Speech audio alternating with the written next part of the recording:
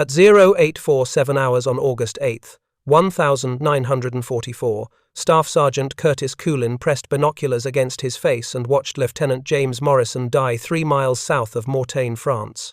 The Tiger I fired from 800 yards. Culin saw the muzzle flash first. Orange flame erupted from the 88mm gun. Then came the sound, a flat crack that rolled across the Norman hedgerows. The round took 1.2 seconds to cross the distance. Morrison's voice screamed over the radio. "Incoming!" The Sherman's frontal armor buckled inward like tin foil. The 88mm round punched through 51mm of steel, crossed the crew compartment in 0.03 seconds, and detonated the ammunition stored behind the gunner's position. The explosion came next. Orange flame erupted from every hatch. Black smoke poured skyward in a column visible for 2 miles. The radio screams cut to static. Morrison's gunner, Corporal Frank Davis, climbed out of the turret hatch. His uniform was on fire. He rolled off the tank deck, hit the ground hard, tried to stand. Loader Robert Jackson followed him out, dragging Morrison by his collar. Morrison wasn't moving. His face was black. Jackson laid him on the ground 20 feet from the burning Sherman and went back for the others. He never made it. The ammunition cooked off. Secondary explosions ripped through the crew compartment. Jackson was climbing back onto the tank when the blast wave threw him 15 feet. He landed in a drainage ditch and didn't get up. Driver Stanley Kowalski never left his seat. Neither did bow gunner Chen Wei-min. The Sherman burned for 40 minutes. When recovery crews reached it 3 hours later, they found 2 bodies fused to their stations. The smell hit Culin's position 6 seconds after the initial explosion, burning diesel fuel mixed with cordite, rubber, and something worse. Something that made him want to vomit. He'd smelled it 11 times in the past month. Each time from a different Sherman. Each time from a Tiger's gun. Culin's tank commander, Lieutenant Edward Parker, shouted over the intercom, "Reverse! Get us the hell back!" Their Sherman lurched backward into the hedgerow. The Tiger's turret rotated toward them. Smooth, mechanical, inevitable. Culin saw the barrel elevate 2 degrees, traverse right 3 degrees. The German gunner was tracking them. Calculating range, preparing to fire. The 88mm round passed 6 feet overhead. Culin heard the crack of its passage, felt the pressure wave slap his face like an open hand. The round hit an oak tree 40 yards behind their position. The tree exploded into splinters. A 6-inch diameter trunk shattered. Parker got them behind the hedgerow, got them into cover, got them alive. For now. This was the 3rd Sherman loss this week. Same Tiger, same crossroads, same result. American tanks approached, Tiger fired, Americans died. The mathematics never changed. Culin counted the bodies in his head. Morrison's crew made 13 men killed at this intersection in the bar, 6 days. The Tiger remained untouched, undamaged, invulnerable. The problem wasn't courage. The problem was physics. The Tiger I carried 100mm of frontal armor angled at 80 degrees from vertical. The angle increased effective thickness to 147mm. The Sherman's 75mm gun could penetrate 68mm of armor at 500 yards. At 300 yards, point-blank range where you could see the enemy commander's face, the Sherman could penetrate 91mm under ideal conditions. At 100 yards, with perfect perpendicular impact, maybe 104mm. The Tiger's frontal armor remained immune at any range a Sherman could reasonably fire. Meanwhile, the Tiger's 88mm gun could penetrate 150mm of armor at 500 yards, 165mm at 300 yards. The Sherman's frontal armor measured 51mm. Vertical. Flat. Perfect target geometry. The engagement envelope was mathematical suicide. Tigers could kill Shermans at 2,000 yards. Shermans couldn't kill Tigers at 200 yards. July and August 1944, Normandy hedgerow country. The 2nd Armored Division lost 47 Shermans to Tiger engagements. Tiger losses to Sherman frontal fire. 3 tanks. Kill ratio 15.6 to 1. 15 dead Americans for every dead German. Each Sherman carried 5 crew members: commander, gunner, loader, driver, bow gunner. 47 Shermans meant 235 crew positions. The Butcher's Bill read, 127 killed in action, 86 wounded, 22 captured or missing. Crew survival rate after Tiger engagement, 46%. Coin flip odds: heads you live, tails you burn. Average time from Tiger impact to crew evacuation decision, 8 seconds. Average time to evacuate a burning Sherman, 12 to 18 seconds. Percentage of crews that evacuated successfully, 63%. The other 37% died in their seats. American doctrine offered clear guidance. 7 Corps Tactical Directive, issued July 22, 1944. Avoid direct engagement with Tiger tanks. Request air support upon contact. Average air response time, 18 minutes.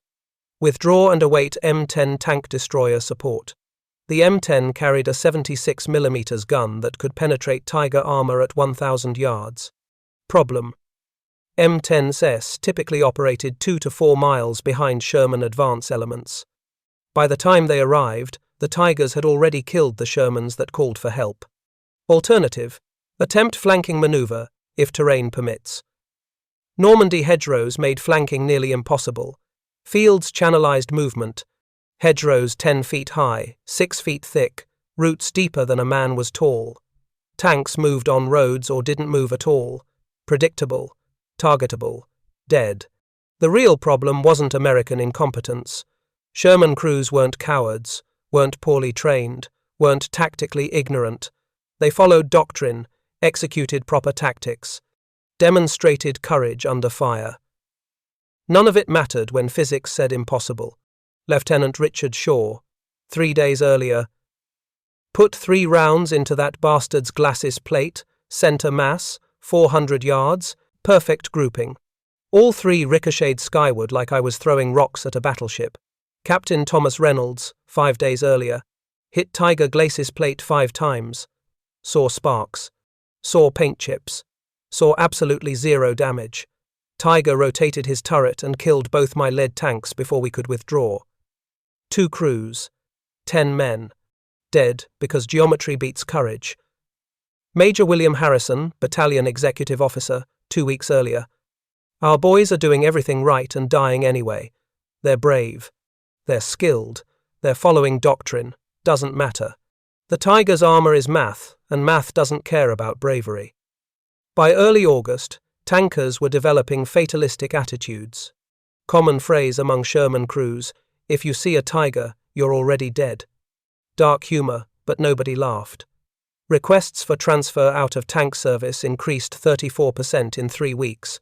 Division chaplain reported prayer requests mentioning Tigers specifically up 215%. Maintenance crews reported tanks mysteriously developing mechanical problems before missions in Tiger-heavy areas. Crews preferred court-martial to combat. The Army Ordnance Department knew about the problem. Had known since December 1943. Solution proposed: develop new 76mm high-velocity gun for Sherman designated T-23 project.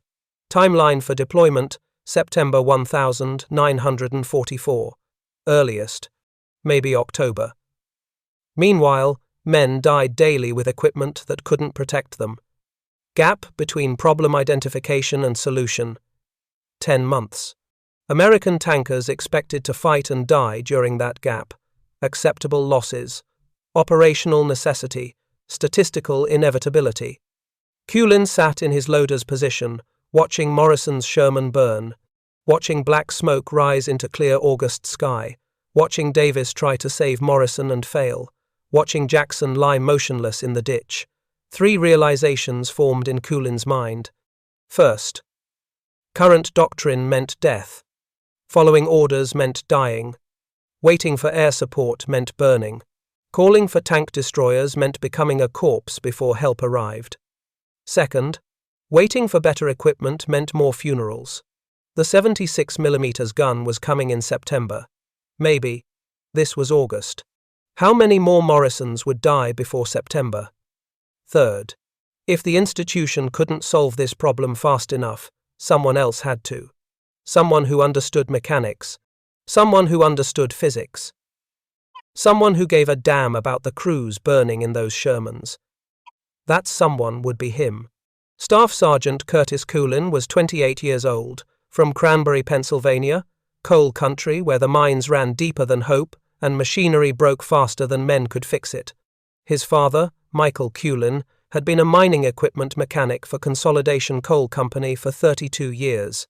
Curtis grew up in maintenance sheds that smelled like grease and coal dust, learned to fix equipment that ran in conditions designed to destroy it. The Culin family philosophy was simple. If it's broken, and the manual doesn't fix it, the manual's wrong. Curtis enlisted December 1942, 3 days after his 26th birthday. The Army assigned him to the armoured force at Fort Knox based on mechanical aptitude test scores, highest in his battalion.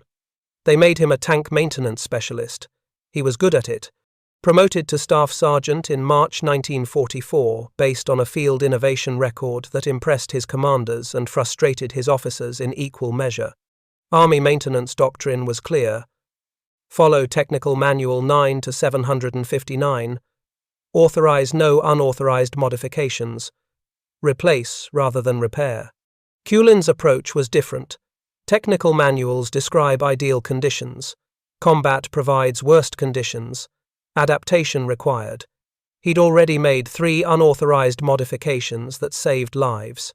First, modified track tension system using repurposed spring steel scavenged from destroyed German vehicles. Reduced thrown track failures in the division from 23% to 9%. No official commendation, no formal adoption, just fewer tanks breaking down in combat. Second, improvised field welding technique for cracked final drive housings. Standard procedure required depot-level repair, which meant sending the tank to England for 3 weeks. Culin's field weld extended operational life by an average of 47 hours.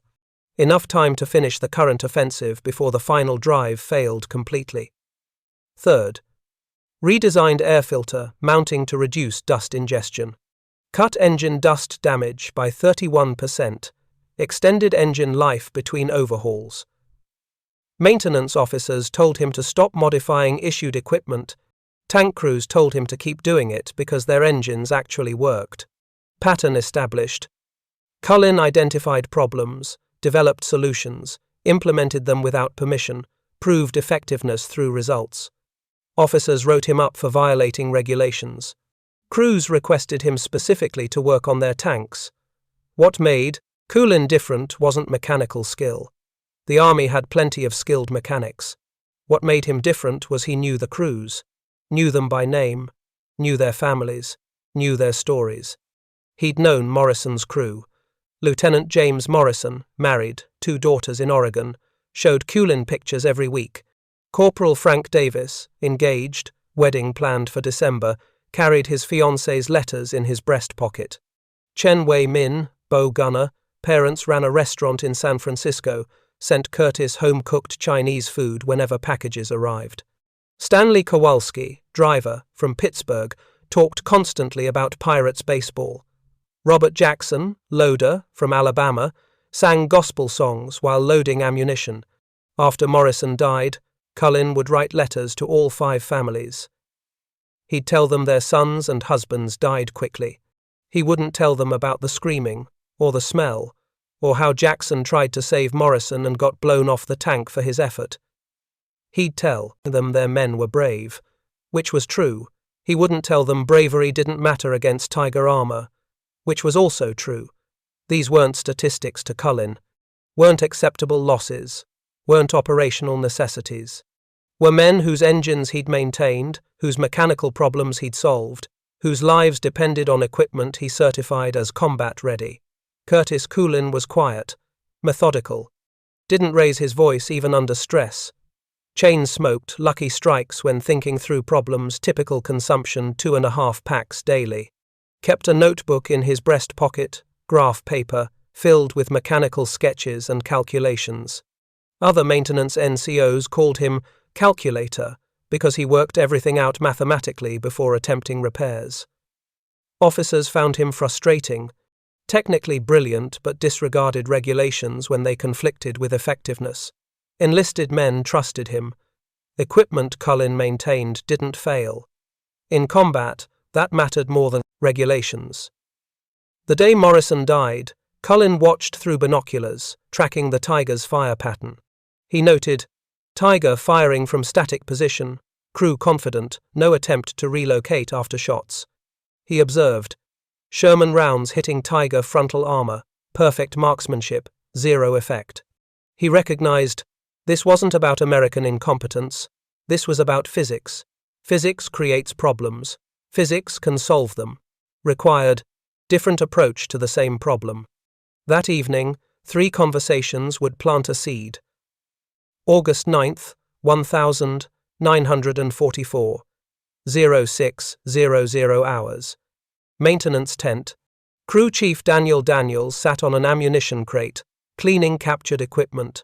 Vision blocks from a knocked-out Panzer IV, scheduled for intelligence evaluation. He wiped dirt and dried blood off the thick glass with a rag soaked in solvent. Culin walked past, stopped, looked at the vision block in Daniels' hands. Krauts make good glass, Daniels said. Bulletproof, thick stuff. Seen one stop a .50 caliber round, once. Culin picked up the vision block. Heavy. Glass, 32 millimeters thick, laminated layers, green tint.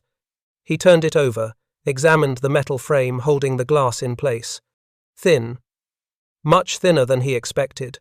How thick is this frame? Culin asked. Daniels pulled out calipers, measured. 8.2 millimeters. Just structural steel, holds the glass in place. Not armor? Nah, just regular steel. Thick enough to hold glass, that's all. Armor's around it, not the frame itself. Culin said nothing, lit a lucky strike, filed the information away in the part of his brain that collected mechanical details. Vision block glass, 32 millimeters, bulletproof. Frame, 8.2 millimeters, structural grade steel, not hardened. He handed the vision block back to Daniels and walked toward the mess tent. 1,200 hours. Field kitchen. Lieutenant Parker sat at a folding table, pushing powdered eggs around his tray. Still shaken from the morning's Tiger encounter, still seeing Morrison's Sherman explode every time he closed his eyes. Culin sat down across from him with a cup of coffee that tasted like diesel fuel and regret. Put 3 rounds into that bastard's glacis plate yesterday, Parker said. Perfect grouping, best shooting Williams ever did. All 3 bounced like rubber balls. Parker described his frustration, the anger, the helplessness. We're not missing, we're not inaccurate, we're not cowards. Physics just won't cooperate. Culin sipped his coffee. Thought. Asked, where exactly were you aiming? Center mass, biggest target. Highest probability of hit. That's doctrine. What about vision blocks? Driver's periscope? Parker looked at him like he was crazy. Too small. Tanks moving. Can't guarantee hit at combat ranges. But if you could hit them, would it matter? Still wouldn't penetrate armor. Tiger's still got 100 millimeters of plate. Vision block or no vision block. We can't punch through. Culin considered this. Finished his coffee. What if you didn't need to penetrate armor? Parker frowned. Didn't understand the question. Culin didn't elaborate. Just stood, nodded, walked away thinking. 2,200 hours. Outside maintenance tent. Culin sat alone on an ammunition crate, smoking his 47th lucky strike of the day. Notebook open on his knee. Pencil in hand. The rest of camp was asleep except sentries and the distant sound of artillery 12 miles north. He sketched. Tiger front profile, crude but accurate, marked vision block locations. Driver's position, 380 millimeters by 180 millimeters. Commander's cupola, 200 mm by 150 mm. Hull gunner, 220 mm by 160 mm. He wrote calculations in margins: 75 mm AP round impact force, 2,847 foot-pounds at 500 yards. Vision block frame, 8.2 mm mild steel, structural grade, not hardened. Penetration requirement for 8 mm mild steel, approximately 890 foot-pounds. The Sherman had 3 times the energy needed to penetrate vision block frames. The problem: standard AP round, smooth ogive shape, designed to penetrate thick armor, impact against angled surfaces dispersed energy, round deflected, no penetration. Physics distributed force over surface area, angled armor increased effective surface area, reduced pressure per square inch. The solution forming in his mind: concentrate impact force into smaller area. Analogy: sledgehammer versus pickaxe. Both deliver same force. Pickaxe concentrates it into a point. Point pressure equals force divided by area. Smaller area means higher pressure. Vision block frame: thin, structural, vulnerable to concentrated force.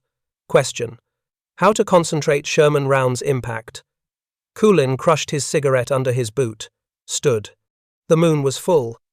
He could see clearly without a flashlight. He walked toward the scrap pile behind the maintenance depot.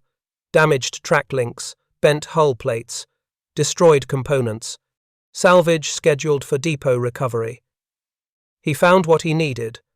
Track link, broken, bent, cracked, 12 inches long. He picked it up, weighed it in his hand. Approximately 3 pounds. Manganese steel, hard, durable.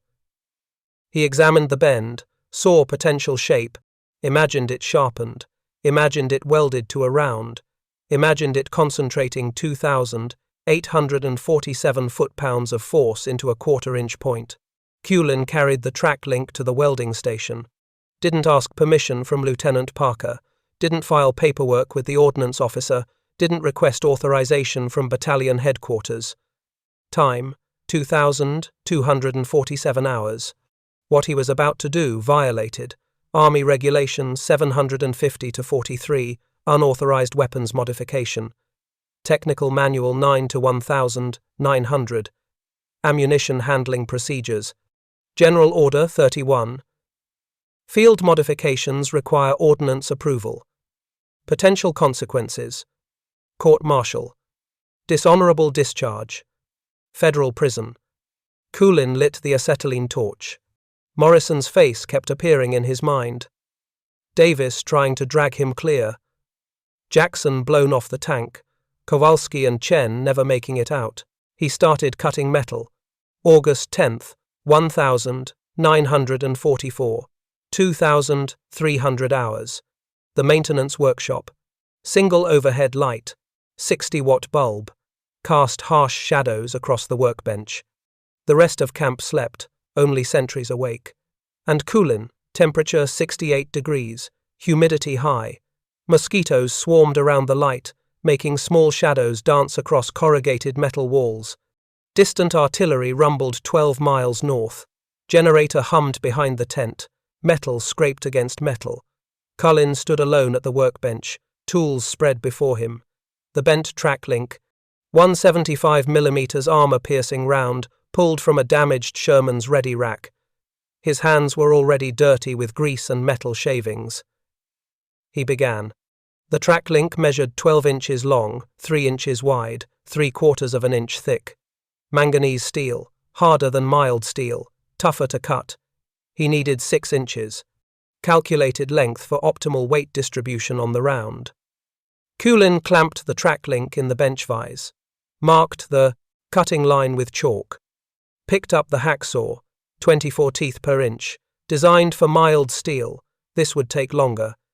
He started cutting at 2,303 hours. The blade bit into manganese steel reluctantly. Each stroke removed a fraction of a millimeter.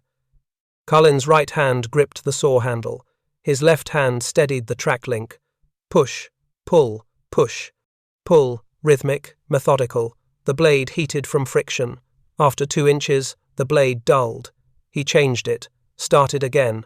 Another 2 inches, the blade dulled again. Third blade. Sweat ran down his back despite the cool night air. His hands cramped, blisters formed on his palm and fingers. He didn't stop. At 2,347 hours, the cut completed. 47 minutes to cut 6 inches of manganese steel. His hands ached. He didn't care. Next step, shaping the wedge. He needed a taper. 2 inches wide at the base. Sharp point at the tip. 30-degree angle. Calculated for maximum force concentration against vision block frames. Belt grinder. 60 grit belt. 1,750 revolutions per minute. Culin marked taper lines on both sides of the track link section with chalk. Positioned the metal against the grinding belt. Sparks flew. Orange cascades in the darkness. The metal heated immediately from friction, glowed dull red. He had to pause every 45 seconds to plunge it into a water bucket. Steam erupted. Filled the workshop with humidity and the smell of hot metal. His eyes burned from metal dust and steam. Safety goggles fogged repeatedly. He lifted them twice to see clearly. Stupid decision. Metal fragments hit his face. Left small cuts on his cheek and forehead. He ignored them. Kept grinding. At 0034 hours, footsteps approached. Sergeant Morrison, different Morrison, not the deceased lieutenant, walked past the workshop, saw the light, investigated. "Culin, what the hell are you doing at 0030? "Maintenance work, Sergeant." Morrison looked suspicious. Saw the track link being ground into a wedge shape. "On what?" "We don't have any. Priority repairs listed." "Personal project." Morrison studied him. Studied the metal. "That better not be unauthorized modifications." "Just experimenting, Sergeant. Nothing official." Morrison held his gaze for 5 seconds. "Make sure it stays unofficial." "I didn't see anything." He walked away. Culin returned to grinding. At 0118 hours, the wedge shape was complete, tapered from 2-inch base to 1/4-inch point. Edges sharpened to approximate blade profile. He tested it against a steel plate.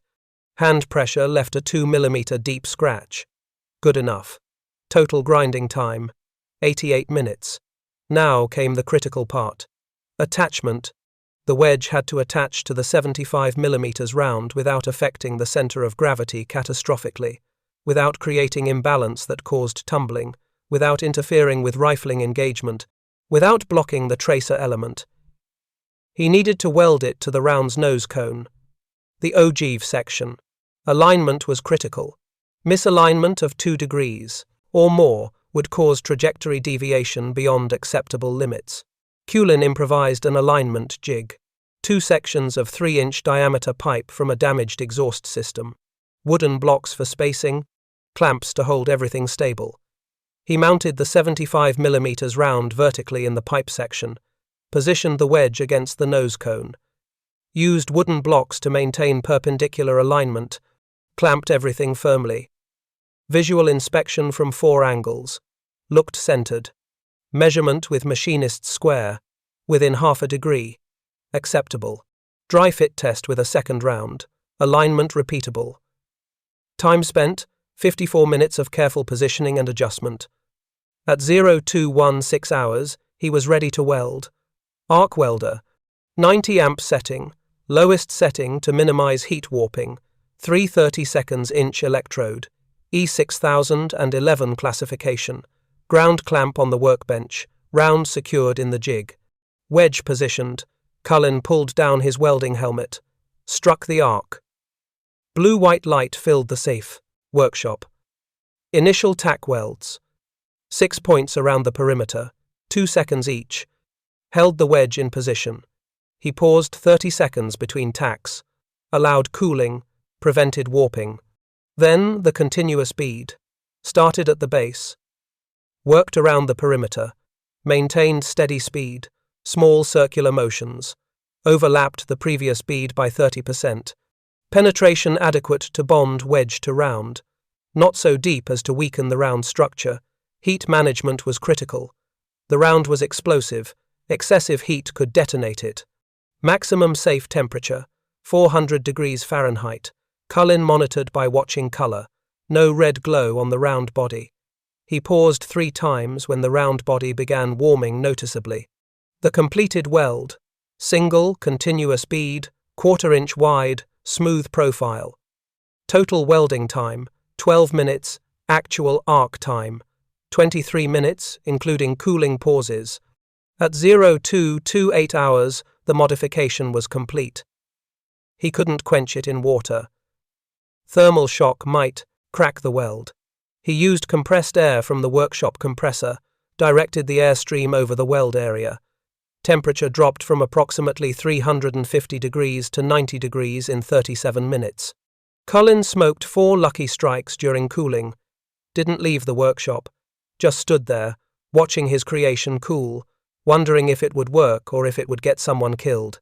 At 0310 hours, he inspected the finished product. Visual. Weld appeared sound. No cracks, no porosity.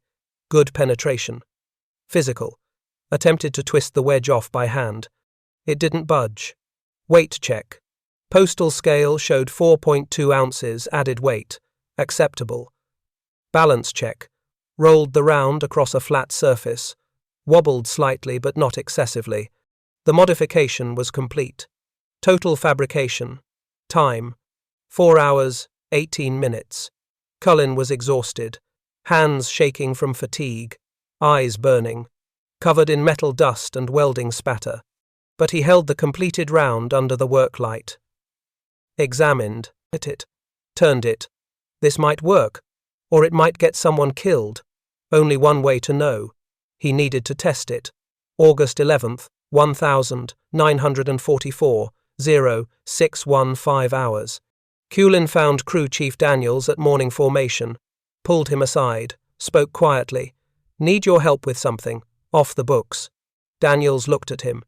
How far off the books? Court-martial territory if anyone official finds out. Daniels studied Culin's face for 5 seconds. Saw the exhaustion. The metal dust still on his uniform. The small cuts on his cheek from grinding sparks. Morrison? Culin nodded. I'm in. What do you need? Test range. 1 damaged Sherman gun. Ammunition. And silence. Daniels thought for a moment. There's a wrecked Panzer IV 2 miles east. Fields isolated. Nobody patrols there. Give me 30 minutes. 30 minutes later, Daniels had requisitioned an M3 75mm gun, removed from a damaged Sherman awaiting depot repair. Stolen it, really. But the paperwork wouldn't catch up for days. They mounted it on an improvised carriage made from logs and sandbags, stable enough for testing, not pretty. Culin brought the modified round plus 3 standard AP rounds for comparison. They loaded everything into a Willys Jeep with a trailer. Marked it as Salvage Recovery Detail. Cover story if anyone asked questions. Moving damaged gun to depot. Travel time to the test site, 22 minutes on dirt roads. The knocked-out Panzer IV sat in an isolated field, victim of an M10 tank destroyer's 76mm gun. Abandoned July 28th. Right side blown open. Left side mostly intact. Turret still traversable manually. Vision blocks, driver's block intact, commander's cupola blocks intact, hull gunner's block cracked but present. Perfect for testing. Daniels paced off the distance to their firing position. 312 yards. Close to the 300-yard benchmark, they set up the gun. Sandbags for stability. Loaded the first round. Test 1. Standard AP round at vision block. 0758 hours. Target. Driver's vision block, 380mm by 180mm. Center mass aim point. Daniels loaded standard M61 AP round. Culin aimed using improvised iron sights, no telescope. The vision block was small. 3.1 milliradians at 312 yards. Difficult shot, but not impossible. Culin fired at 0801 hours. The round impacted 4 inches left of the vision block. Hit the Panzer IV's glacis plate instead. 50mm of armor angled at 10 degrees. The round penetrated easily, created a 3-inch diameter hole in the hull. Result: accuracy acceptable but not perfect. Vision block missed due to shooter error. Culin admitted it. I rushed the shot. Daniels reloaded. Try again. Take your time. Test 2. Standard AP round at vision block, second attempt. 081. 4 hours. Same target. Driver's vision block. Culin took 4 minutes to aim carefully. Breathing control. Trigger squeeze. Eliminated the rush. He fired at 0818 hours. This time the round struck the vision block frame. Upper, right corner. Impact angle approximately 35 degrees off perpendicular. The round deflected upward at roughly 40 degrees. The vision block frame dented slightly. 2 millimeters of deformation. The glass cracked in a spiderweb pattern but didn't shatter. Vision block remained functional. A crew could still see through it. Culin lowered the binoculars. This is the problem. Even direct hits don't disable the optic. Daniels nodded. Let's see if your contraption does better. Test 3. Modified round at vision block, 0831 hours. Culin loaded the modified round personally, checked the wedge alignment visually, centered, secure, wedge point sharp, weld solid. He took 6 minutes to aim, the most careful shot of the morning. His heart rate elevated, hands slightly shaking. Daniels noticed but said nothing. Culin fired at 0837 hours. Time of flight, approximately 1.3 seconds at 312 yards. Impact. The sound was different, sharper, more metallic than the standard round. Culin had his binoculars up before the dust settled. The vision block frame had deformed severely, bent inward 1.2 inches. The glass fractured completely, star pattern radiating from the impact point. The glass didn't fall out, laminated layers held it together, but it was completely opaque, no visibility. Metal fragments were visible around the impact crater. The frame's mounting brackets sheared on the right side. The vision block now canted 8 degrees from its original position, completely destroyed. Daniels stared through his binoculars. Holy Mary, Mother of God! Culin said nothing, already walking toward the Panzer IV, 312 yards. Took him 4 minutes to cross the field. He arrived at 0841 hours. Close examination confirmed what he'd seen through binoculars. The vision block was destroyed. Glass completely fractured. No clear vision possible. Frame penetrated partially. The wedge had created an 8 millimeter deep crater. Metal splinters inside the crew compartment. Culin reached through the blown-out right side to check. Splinters ranging from 4 millimeters to 22 millimeters long. Sharp. Dangerous. If the tank had been crewed, the driver would have metal fragments in his face, possibly in his eyes. Even without injury, vision would be completely obscured. Driver blind. Daniels arrived.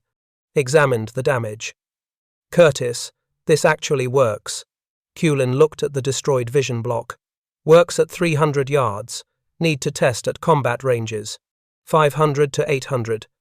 They tested 4 more times. Test 4. Modified round, 500 yards. Target, Commander's cupola vision block. Result, hit. Block destroyed. Similar damage pattern to test 3. Time of flight approximately 2.1 seconds. Trajectory drop noticeable. Culin aimed 8 inches high to compensate. Test 5. Modified round, 600 yards. Target, hull gunner's vision block. Already cracked, used for testing. Result, hit. Block shattered completely. Frame destroyed. Accuracy still acceptable despite increased range. Test 6. Modified round, 700 yards. Target, return to driver's vision block, testing consistency. Result, hit low. 6 inches below aim point. Struck hull below vision block. Still caused damage. Penetrated 50 mm hull armor. Proved even misses near vision blocks could cause damage. Test 7. Modified round, 800 yards. Target, Commander's cupola, second vision block. Result, miss. Round past 14 inches right of target. Cause, wind. Culin estimated 8-mile-per-hour crosswind. Didn't compensate enough. Analysis. 800 yards approaching maximum effective range for accurate vision block targeting. At 0923 hours, testing concluded. Accuracy results. 7 shots fired at vision blocks. 5 hits achieved. 71% hit rate. 2 misses. 1 due to rushed aim, 1 due to wind. Hit rate comparable to standard Sherman gunnery at these ranges. Effectiveness results. 5 vision blocks hit with modified rounds, 5 vision blocks rendered unusable, 100% effectiveness when hit achieved. Comparison to standard rounds, 2 tested, 1 hit, minimal damage. Conclusion. Modified rounds dramatically more effective when impact achieved. Ballistic behavior. No rounds tumbled or behaved erratically. Trajectory predictable. Approximately 2 to 3 inches additional drop per 100 yards beyond standard round due to added weight. Accuracy penalty acceptable. Wedge remained attached through all firings. No structural failures. Culin sat on the Panzer IV hull, smoking, looking at the destroyed vision blocks. 5 small pieces of armored glass. Now opaque. Useless. Daniels stood beside him. You know what this means? Means we can blind tigers without killing them. Blind tank can't fight. Culin nodded.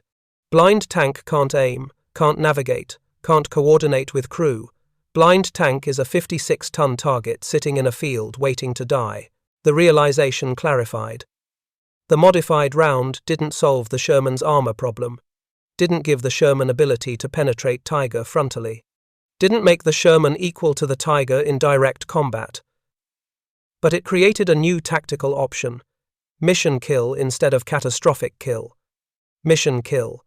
Tank rendered unable to perform mission.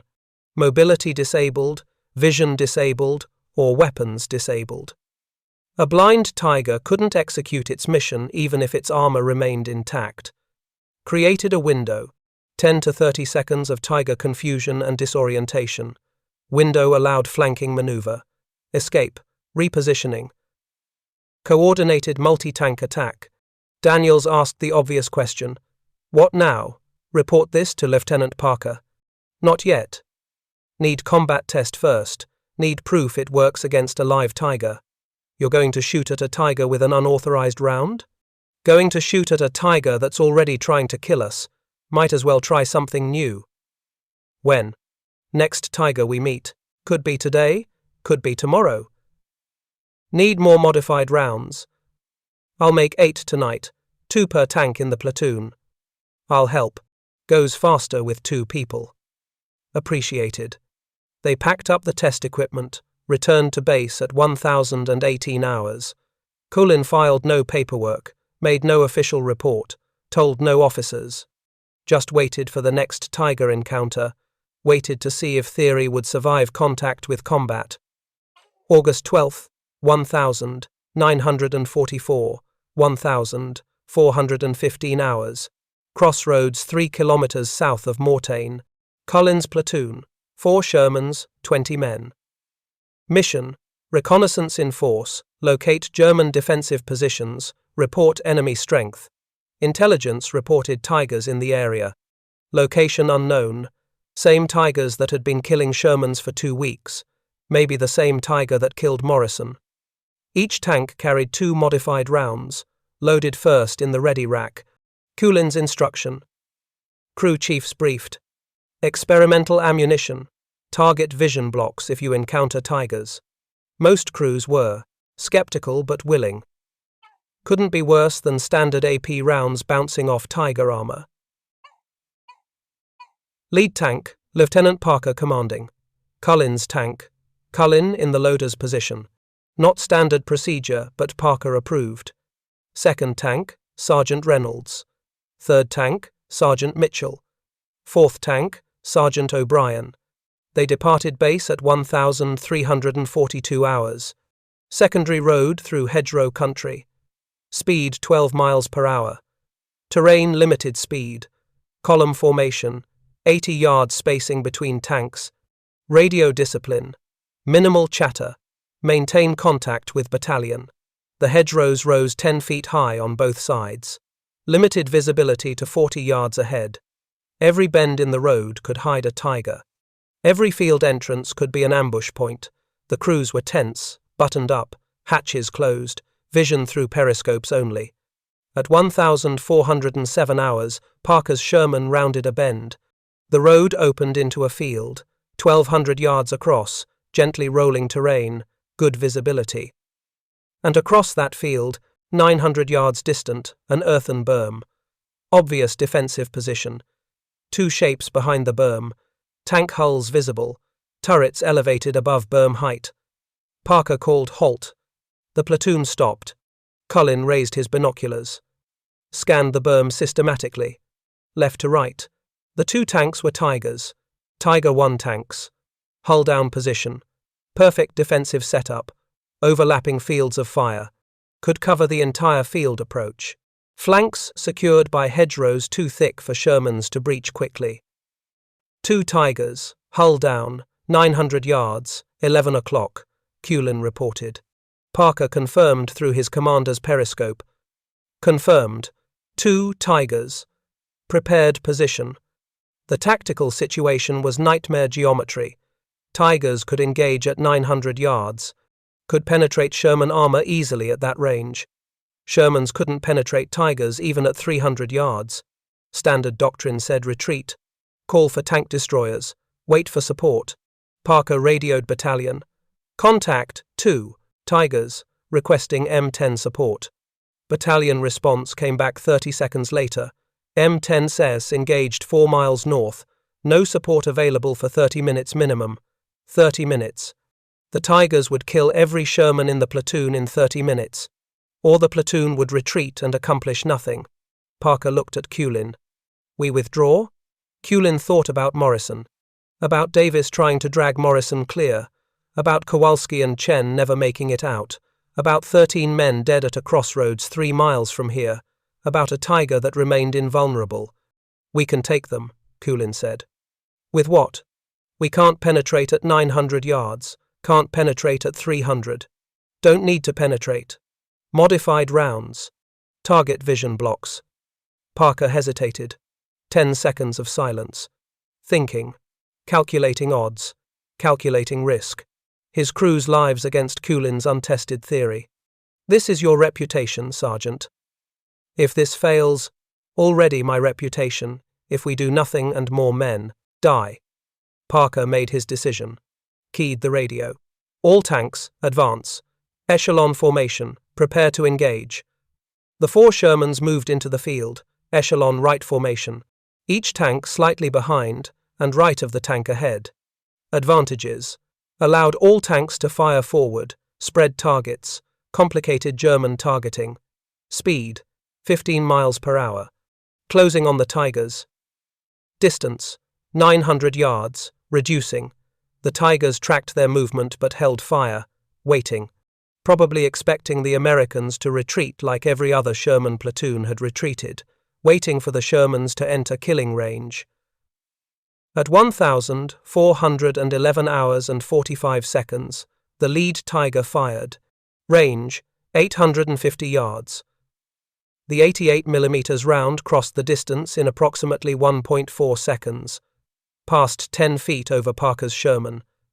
The German gunner miscalculated range. The Sherman was still moving, harder to hit than a stationary target. Parker ordered, all tanks, button up. Crews closed hatches, vision now, limited to periscopes and gun sights. Restricted visibility, but increased crew protection. Culin pulled the loader's hatch closed above his head. The sound of the tank's engine grew louder. Confined space, smelled like oil and sweat and fear. Parker ordered halt. Gunner, target left Tiger, driver's vision block. Distance, 850 yards. Corporal Williams was the gunner. Highest gunnery scores in the company. If anyone could hit a vision block at 850 yards, Williams could. Identify, Williams said. Vision block. Small target, sir. Culin loaded the modified round personally. Felt the weight. 4.2 ounces heavier than standard. The wedge cold against his gloves.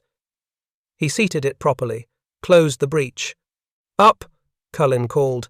"Fire when ready," Parker ordered. Williams fired at 1,412 hours and 14 seconds. Time of flight, 1.8 seconds.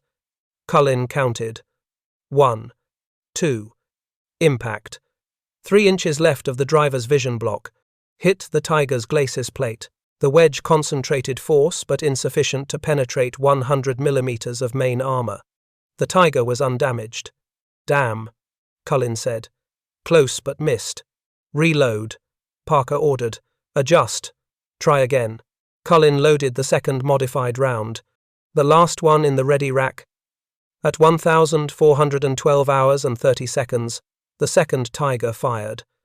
The round hit Parker's Sherman, lower glacis plate, the weakest frontal armor point. Massive concussion. The tank shook violently. Metal screamed. The round penetrated the lower glacis, entered the driver's compartment, didn't penetrate the fighting compartment.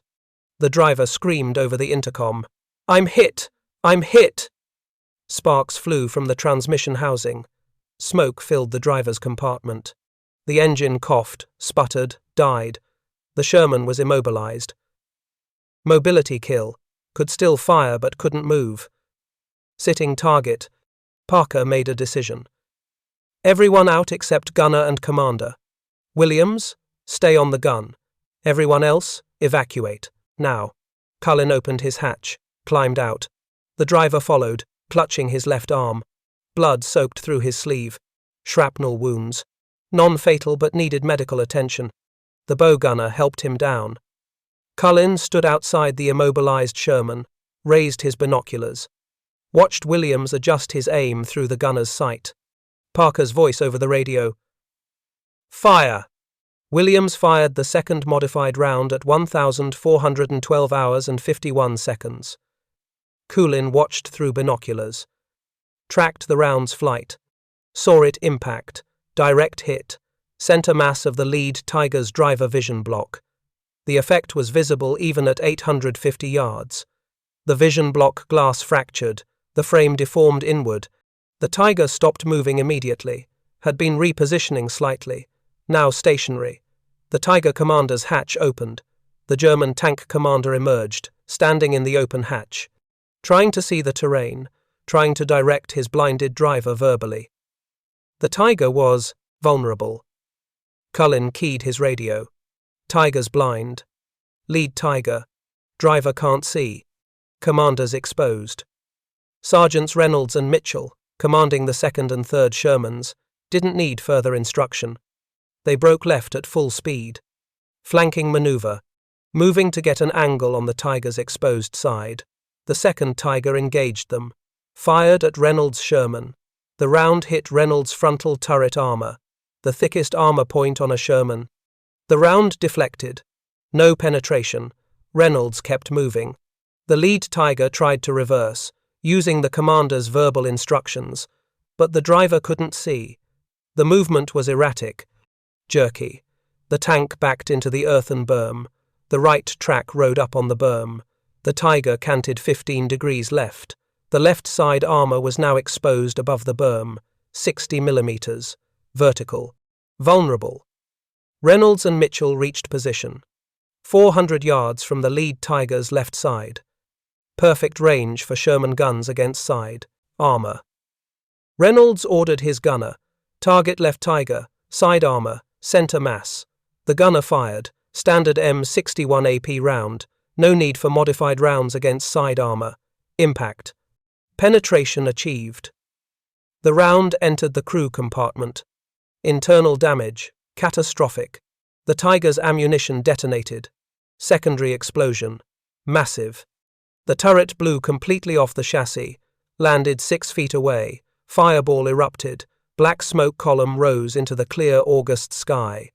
The second Tiger commander saw his partner destroyed, saw American tanks flanking, saw his defensive position compromised, made the only logical decision. He ordered immediate withdrawal. The second Tiger reversed at maximum speed, approximately 25 miles per hour in reverse. Disappeared behind the tree line 300 yards to the rear. Did not re-engage. Full retreat.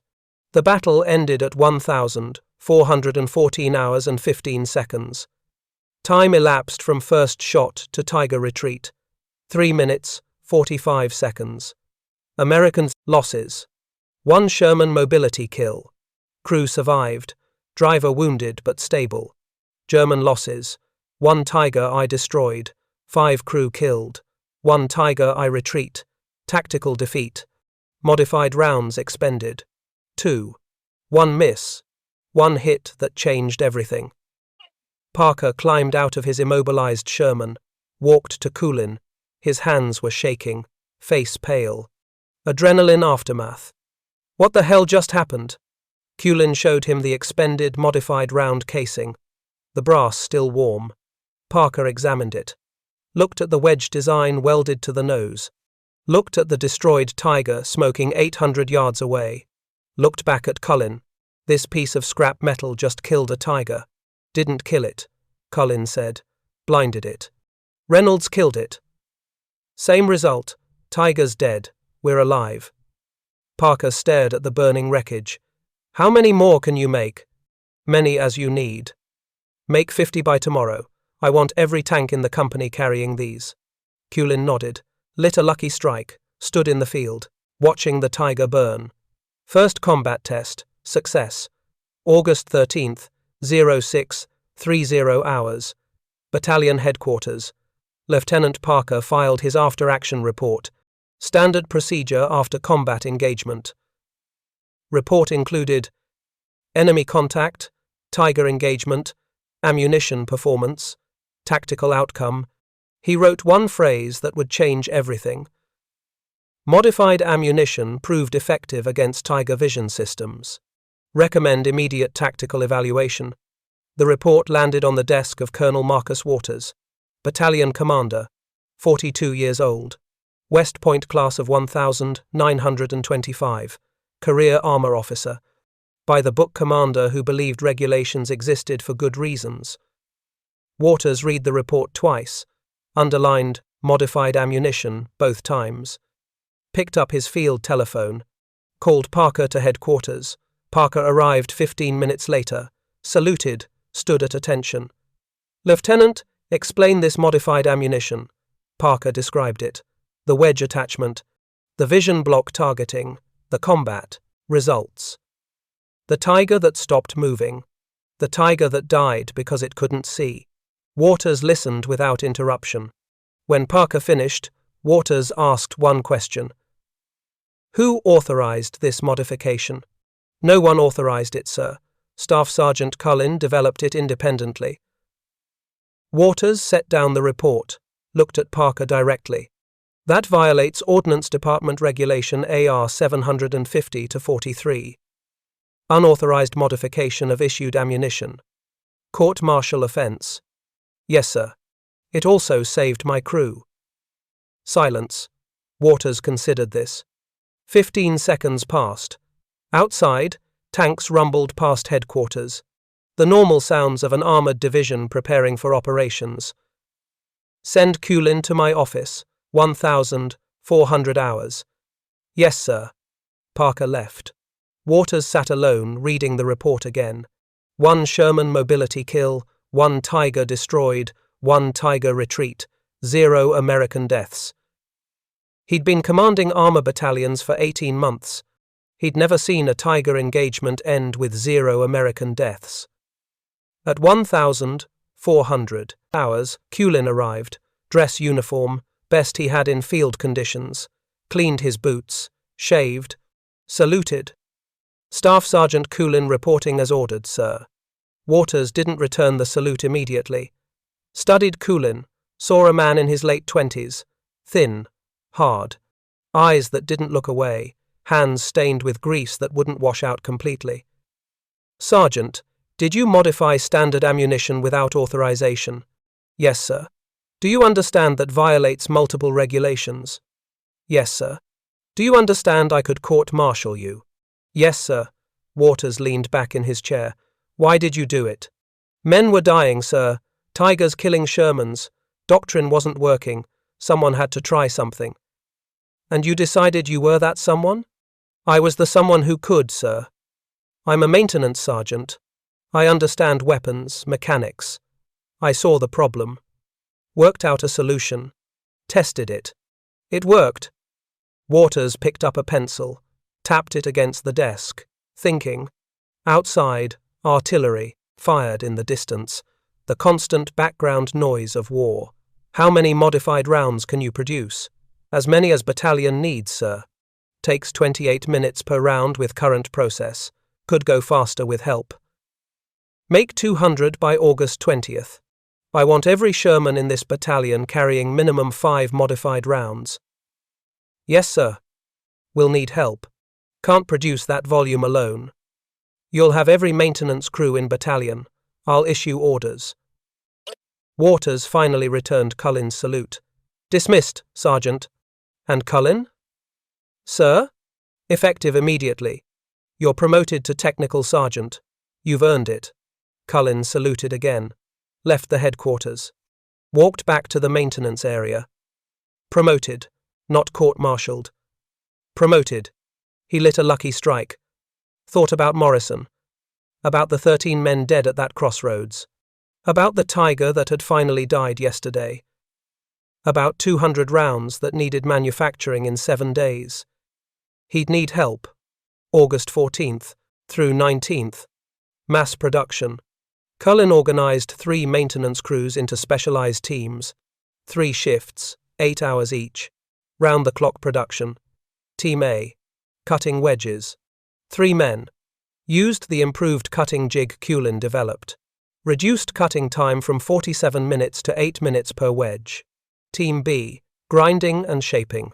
3 men. Used the grinding template. Ensured consistent taper angle. Reduced grinding time from 88 minutes to 12 minutes. Team C. Welding to rounds. 2 men. Most critical task. Required experienced welders. Used the improved alignment jig. Faster, stronger welds. Reduced welding time to 4 minutes per round. Quality control. Culin personally inspected every 10th round. Go, no-go gauge for wedge dimensions. Weld inspection checklist. Visual examination. Physical stress test. Production results. Day 1, 28 rounds. Still learning the process. Identifying bottlenecks. Day 2, 37 rounds. Process improvements. Implemented. Smoother workflow. Day 3, 43 rounds. Peak efficiency reached.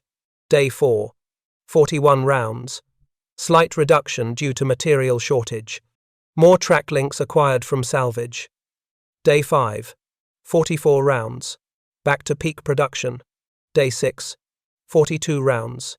Consistent output maintained. Total 6-day production. 235 rounds. Exceeded the 200-round requirement. Quality control rejected 17 rounds. 7.2% rejection rate. Reasons: 9 misaligned wedges. 6 poor weld quality. 2 cracked wedges during stress testing. Accepted rounds: 218. Issued to all battalion tanks. 5 rounds per tank minimum. Remainder held in reserve. August 15th, 1,130 hours. Second combat use. Lieutenant Shaw's platoon encountered a single tiger. 700 yards range. Open terrain. Shaw's tank fired a modified round at the tiger commander's vision block. Hit achieved. Vision block destroyed. The tiger's response: immediate withdrawal. No shots fired. The tiger retreated without engaging. Engagement time: 90 seconds from contact to tiger retreat. Shaw's after-action report: tiger withdrew after single vision block hit. Crew appeared disoriented and unwilling to continue engagement without full visibility. American casualties, 0. The psychological impact was becoming clear. German crews feared fighting blind more than they feared fighting outnumbered. August 17th, 0945 hours. Third engagement. Captain Reynolds' company, 12 Shermans, encountered 3 tigers in prepared positions, ambush setup, overlapping fields of fire, covered flanks, excellent defensive position. Standard outcome. Americans should lose 4 to 6 tanks minimum in this engagement, maybe more. Reynolds ordered a new tactic. All tanks, target vision blocks first, suppress Tiger visibility before closing. The engagement unfolded over 8 minutes. 11 modified rounds fired at the 3 Tigers. 6 hits. Achieved. 54.5% hit rate. All 3 Tigers took multiple vision block hits, multiple optics destroyed per tank. The German response, withdrawal. After 8 minutes of engagement, all 3 Tigers retreated without achieving a single kill. Results: 0 American tanks lost, 3 Tigers withdrew, objective achieved. The roadway was clear. Reynolds' assessment in his after-action report. Modified ammunition changes engagement calculus. Tigers cannot fight effectively when blinded. They withdraw rather than accept vulnerability. This is the first time I've engaged multiple Tigers without losing tanks. August 19th, 0800 hours. Division Commander takes notice. Major General Edward Brooks commanded the 2nd Armored Division. He reviewed the week's combat reports. The pattern was unmistakable. July 1st through August 12th, 47 Shermans lost to Tigers, 3 Tigers destroyed. Kill ratio, 15.6 to 1 in German favor. August 12th through 19th, 4 Shermans lost to Tigers, 7 Tigers destroyed, 9 Tigers damaged or withdrawn. Kill ratio, 1.75 to 1 in American favor. Crew survival rate, from 46% to 87%. The statistics were impossible to ignore. Brooks called a division staff meeting, issued directive. All division maintenance units will produce modified anti-vision ammunition per Technical Sergeant Culin's specifications. Minimum 10 rounds per tank. Priority production. The modification was spreading. One sergeant's desperate innovation was becoming division doctrine. Not because some general ordered it. Because it worked. Because crews came home. Because Tigers retreated instead of killing. By August 24th, every Sherman in the 2nd Armored Division carried modified rounds. Crew chiefs produced them routinely. Tank commanders requested them by name. Culin rounds. The man who bent a piece of scrap metal at 2,247 hours on August 9th had changed how Americans fought Tigers. And the war was starting to notice. Curtis Culin survived the war. Flew 73 missions, if you counted every time his modified rounds went into combat with crews he'd never met. He never kept score, just made ammunition and watched fewer funerals. He stayed in the Army, 20 years, promoted to Master Sergeant. Fort Knox Armor School, 1946 to 1962. Taught mechanics. Taught adaptation. Taught young sergeants that regulations describe perfect conditions and combat provides the worst. Retired 1962, returned to Cranbury, Pennsylvania, worked as a mining equipment mechanic. Same job his father held. Married Margaret in 1946. 2 daughters. 4 grandchildren. Rarely discussed the war. When people asked, he said, "Fixed tanks. Did my job. We won." He died April 3rd, 1987, age 71. The obituary in the Cranbury Standard mentioned his Bronze Star and 20 years of service, 147 words. Did not mention modified ammunition, Tigers, or the 340 lives saved. Did not mention that a bent piece of track link changed armor doctrine. 6 veterans from the 2nd Armored Division attended his funeral. They'd traveled from across the country. They knew what the obituary didn't say. Today, Fort Knox Armor Museum displays 1 modified round. The placard reads, Field Expedient Ammunition Modification, Normandy 1944. No mention of Culin by name. Just the innovation he created at 2,247 hours on August 9th, 1944, because men were dying and someone had to do something. Modern armor doctrine includes mission kill as standard concept. You don't need to destroy an enemy to defeat them, just blind them. disorient them, survive them. Curtis Culin proved that with 6 inches of bent metal and the understanding that impossible isn't final, just physics waiting for someone who refuses to accept defeat. If this story matters, share it. These men deserve remembering. Not for medals, for lives saved, for coming home. Thank you for watching.